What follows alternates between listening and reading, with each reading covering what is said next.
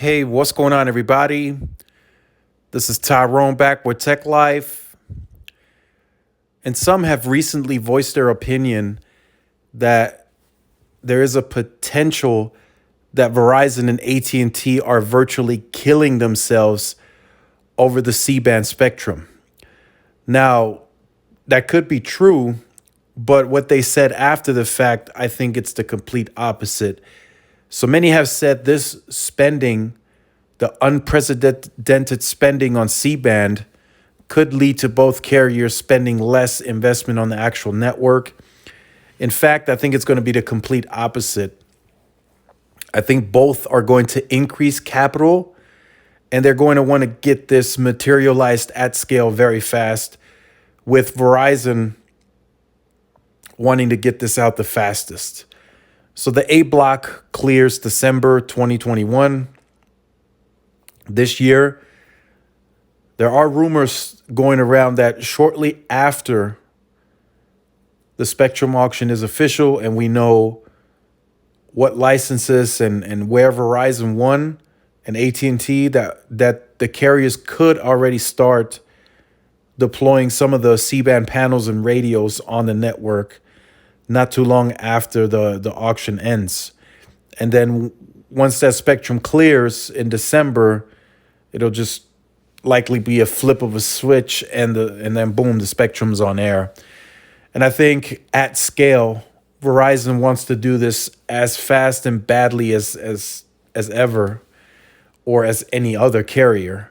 AT&T may not need to add C-band as fast as Verizon. AT&T they're going to roll it out, of course, but they may not have the urgency to implement it as fast as Verizon does.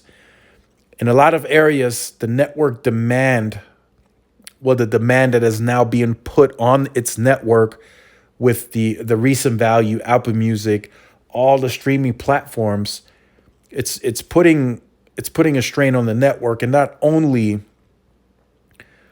from a perspective of current users that are using the network, but all the additional customers that now see value and they see unlimited plans being attractive.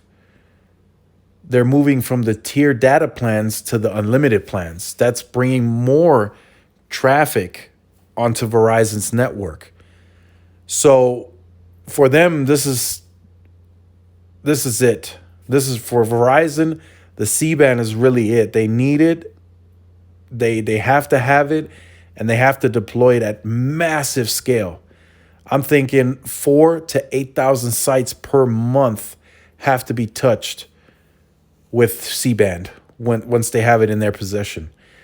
The other markets, like for my market, El Paso, they got 40 megahertz of CBRS to play with for the next several years. The spectrum here doesn't clear until December 2023. Could be sooner if it's part of the relocation package, but there's more densification that could be a plan for the next 3 years, more millimeter wave, more sites. So I see CBRS playing a factor. Am I too worried that C-band is not going to go up right away? Not really. I think Verizon has always figured out and made use of what they had, made good use of what they had. So I think more densification is coming. Now we're shifting towards small cells. Verizon hasn't added small cells yet in El Paso. Throughout the LTE era, they're now starting that. It was as of late 2020, early 2021, they're now starting to incorporate small cells, C-RANs in El Paso, where in 2017, 18, 19, they didn't go that route, but they really tightened their grid that was spaced for low band.